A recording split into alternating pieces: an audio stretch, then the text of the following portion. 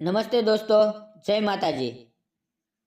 આજે એવી એક સાચી ઘટના આધારિત વાત કરવી છે કે જે સાંભળીને તમારા રૂવાડા ઊભા થઈ જશે અને દિલ ધ્રુજી ઉઠશે કે આવું પણ બની શકે. મારું નામ કબીર છે. હું સુરત શહેરમાં રહું છું અને એકદમ સામાન્ય માણસ છું. જિંદગીના બોજ તળે દબાયેલો. રોજ સવારે ઉઠું, સાંજ સુધી મહેનત કરું જેથી ઘરનું ભાડું ભરાય અને મારા બે નાના બાળકો ભૂખે ના સૂવે. ના કોઈ મોટું સપનું, ના કોઈ દોલતની લાલચ. બસ એટલું જ કે મારા બાળકોના ચહેરા પર હસી રહે.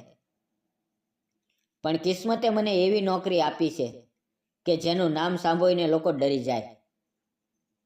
હું હોસ્પિટલમાં, મોર્ગમાં એટલે કે શબઘરમાં કામ કરું છું. એ જગ્યા જ્યાં માણસની જિંદગી છેલ્લી વાત આવીને શાંત થઈ જાય. દરરોજ એક શબ આવે છે. કોઈ અકસ્માતમાં ગયું, કોઈ બીમારીથી હારી ગયું, કોઈ દુઃખથી તૂટીને ચાલ્યું ગયું. કેટલાક શબની પાછળ અધૂરી વાતો રહી જતી હોય છે જે ક્યારેય કોઈને કહી ના શકાય. રાતનો સમય મારા માટે સૌથી વધુ મુશ્કેલ હોય છે. જ્યારે હોસ્પિટલ શાંત થઈ જાય, દર્દીઓના સગા ઘરે ચાલ્યા જાય, વોર્ડની લાઇટો ઓછી થઈ જાય, ત્યારે હું મારા નાનકડા રૂમમાં બેસીને વિચારતો રહું છું. આજે કેટલા લોકો જીવે છે અને કેટલાની વાત અહીંયા આવીને ખતમ થઈ ગઈ. તે રૂમ હોસ્પિટલની પાછળની બાજુએ છે. એક તંગો રૂમ જ્યાં લોખંડના મોટા મોટા દરવાજા જેવા ફ્રીઝર લાગેલા છે. દરેક ફ્રીઝરની પાછળ એક શબ હોય છે. દરવાજો ખોલતા જ એટલી ઠંડી હવા આવે કે હાડકા સુધી ઉતરી જાય. પહેલી વાર જ્યારે અહીંયા આવ્યો ત્યારે ડરી ગયો હતો. ચારે તરફ ખામોશી, ફક્ત મશીનની ધીમી ઘરઘરાહટ. કેટલી વાર લાગે છે કે એ બંધ આંખો પણ કંઈક કહેવા માંગે છે, પણ હવે સમય સાથે ટેવ પડી ગઈ. મારો દીકરો એકવાર માસુમિયતથી પૂછી બેઠ્યો, પપ્પા, તમે શું કામ કરો છો? મેં વાત ટાળી દીધી. હોસ્પિટલમાં કામ કરું છું બેટા, દર્દીઓની સાથે. એને શું કહું કે મારો દિવસ મૃત શરીરો વચ્ચે પસાર થાય છે? એક દિવસ બપોરે એમ્બ્યુલન્સ આવી. એમાંથી એક યુવાન સ્ત્રીનું શબ ઉતારવામાં આવ્યું. ઉંમર માંડ 28 થી 30 વર્ષની. ચહેરો એવો સુંદર કે જાણે ઊંઘમાં હોય અને કોઈએ એને જગાડવાનું બંધ કરી દીધું હોય. 3 માણસો સાથે હતા. એમણે સખત અવાજે કહ્યું, 4 દિવસ પછી લઈ જઈશું, હમણાં સાચવીને રાખો. એમના ચહેરા પર અજીબ રાહત હતી, જાણે કોઈ બોજ ઉતરી ગયો હોય. મને થોડો શક થયો, પણ મારું કામ સવાલ કરવાનું નહોતું. મેં રજિસ્ટરમાં નામ લખ્યું, સિયા. મૃત્યુનું કારણ હાર્ટ એટેક. મેં શબને ટ્રોલી પર મૂક્યો, ફ્રીઝરમાં ધકેલ્યો અને દરવાજો બંધ કરતી વખતે એનો ચહેરો મારી આંખો સામે આવી ગયો. એવું લાગ્યું કે જાણે એ મને જોઈ રહી છે. રાત થઈ, હોસ્પિટલ શાંત થઈ ગઈ. હું ચા પીતો બેઠો હતો ત્યારે અચાનક એક અજીબ બેચેની થઈ, જાણે કોઈ મને બોલાવતું હોય. મેં માથું હલાવ્યું પણ દિલે કહ્યું, જઈને જો, કંઈક ગડબડ છે. હું ઉઠ્યો અને રૂમમાં ગયો. દરવાજો ખોલતા જ ઠંડી હવાએ મારા શરીરને ચીરી નાખ્યું. હું સીધો એ જ ફ્રીઝર પાસે ગયો અને દરવાજો ખોલ્યો. મારા પગ નીચેથી જમીન ખસી ગઈ. સિયાનો હાથ ધીમેથી ઉપર ઉઠેલો હતો, જાણે છેલ્લી કોશિશમાં કોઈએ મદદ માંગી હોય. મારો શ્વાસ અટકી ગયો. મેં આંખો ચોળી ફરી જોયું. હા, હાથ ઉપર હતો. મેં ઝડપથી ફ્રીઝર બંધ કર્યું અને પાછો ફેર્યો.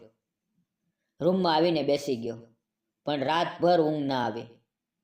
સવારે ફરી ગયો. આ વખતે હાથ પાછો નીચે હતો. મને લાગ્યું કદાચ મારું ભ્રમ હતું, પણ પછી મેં ધ્યાનથી જોયું. એનું છીનું ધીમેથી ઉપર નીચે થઈ રહ્યું હતું, જાણે ખૂબ ધીમો શ્વાસ ચાલે છે. મેં કાન મૂકીને સાંભળ્યું. ખૂબ ધીમી પણ સ્પષ્ટ ધડકન હતી. મારા હોઠમાંથી આપોઆપ નીકળી ગયું, બહેન, બહેન, તમે જીવતા છો? અને પછી એની આંખના ખૂણેથી એક આંસુ નીકળીને ગાલ પર વહી ગયું. એ આંસુએ મારા દિલને હલાવી નાખ્યું. હું સમજી ગયો કે આ કોઈ સામાન્ય મોત નથી. આ એક જીવતી સ્ત્રીને મૃત જાહેર કરીને દફનાવવાની સાજિશ છે. રાત્રે ફરી સપનું આવ્યું. સિયા મારી સામે ઊભી હતી અને કહેતી હતી, મને બચાવો, મને જીવતી દફનાવી દેશે. મેં ચીસ પાડીને ઊંઘ તોડી. સમજી ગયો કે હવે ચૂપ રહીશ તો એક બેકસૂર જીવ ખતમ થઈ જશે. બીજે દિવસે મેં હિંમત કરીને ડૉક્ટર શેખરને બધું કહ્યું. એમણે પહેલાં હસી લીધું, પણ પછી ચહેરો ગંભીર થઈ ગયો. એમણે ધીમેથી કહ્યું, કબીર, આ વાત કોઈને ના કહેતો. કેટલીક મોત કુદરતી નથી આપતી, ઇન્સાન આપે છે. અને કેટલીક સચ્ચાઈઓ બહાર આવે તો મોટી મુસીબત થાય. એ જ રાત્રે મેં નક્કી કર્યું, હું ચૂપ નહીં રહું. રાતના 1 વાગ્યે હોસ્પિટલ એકદમ શાંત હતી. મેં ચાવી કાઢી, રૂમનો દરવાજો ખોલ્યો. ઠંડી હવાએ મને ફરી ચીરી નાખ્યું. ધીમે ધીમે એ જ ફ્રીઝર પાસે ગયો, દરવાજો ખોલ્યો. આ વખતે સિયાની પાપણ ધીમેથી કાપી. મેં ધીમેથી કહ્યું, બહેન, જો સાંભળતા હો તો કોઈ નિશાની આપો.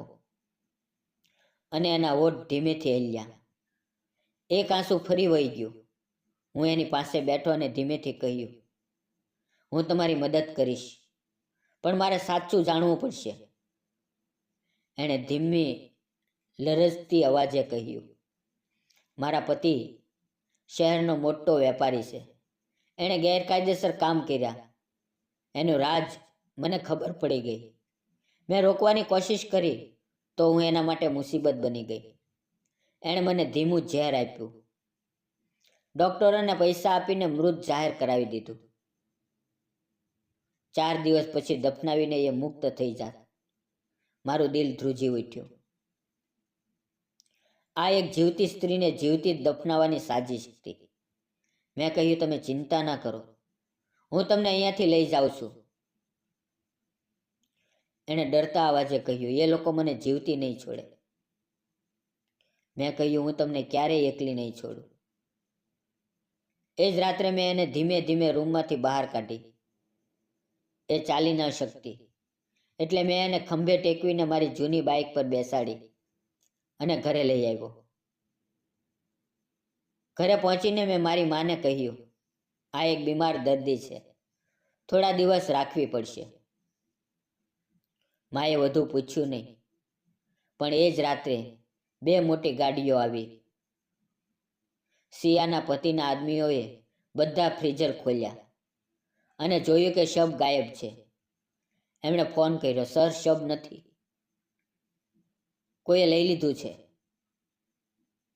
અને એ જ રાતથી મારી પાછળ લોકો લાગી ગયા. બીજા દિવસે મેં મારા મિત્ર નિખિલને બધું કહ્યું. એ એક ઈમાનદાર પત્રકાર છે. એણે કહ્યું, આ ખૂબ મોટો કેસ છે.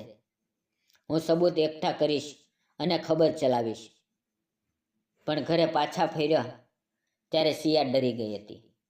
મને લાગે છે કે કોઈ બારી પાસે ઊભું છે. મેં બારી ખોલીને જોઈ. બહાર કોઈ નહોતું, પણ મને ખબર પડી ગઈ કે દુશ્મન ખૂબ નજીક છે.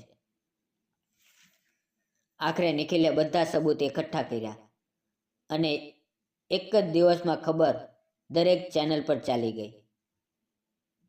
જીવતી મહિલાને મૃત જાહેર કરીને દફનાવવાની સાજિશ. પોલીસ આવી સિયાના પતિને પકડી લીધો અને સિયાને નવું જીવન મળ્યું. મિત્રો, આજે સિયા મારા ઘરે જ રહે છે. મારા બાળકો એને માસી કહે છે અને મારી પત્ની એને બહેન માને છે. દોસ્તો, જિંદગીમાં ઘણીવાર ડર લાગે છે, પણ જો એકવાર હિંમત કરીને ભલું કરીએ તો દુનિયા પોતે બદલાઈ જાય છે. આજે જ વચન આપો, જ્યાં કોઈની મદદની જરૂર હોય ત્યાં ચૂપ નહીં રહેવું. મિત્રો, વિડીયો પસંદ આવ્યો હોય તો લાઈક, શેર, સબસ્ક્રાઈબ કરજો. અને તમે કયા શહેર, કયા ગામડેથી આ વિડીયો જોઈ રહ્યા છો એ અમને જરૂર જણાવજો. વિડીયોમાં આવેલા નામ, પાત્ર અને ઘટના ફક્ત કાલ્પનિક હતા. તેનો કોઈ પણ વ્યક્તિ, જાતિ કે ધર્મ સાથે સંબંધ નથી.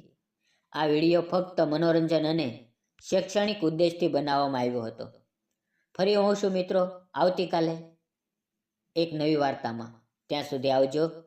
વિડીયો પૂરેપૂરો જોવા બદલ આપ સૌ મિત્રોનો દિલથી ખૂબ ખૂબ ધન્યવાદ મિત્રો.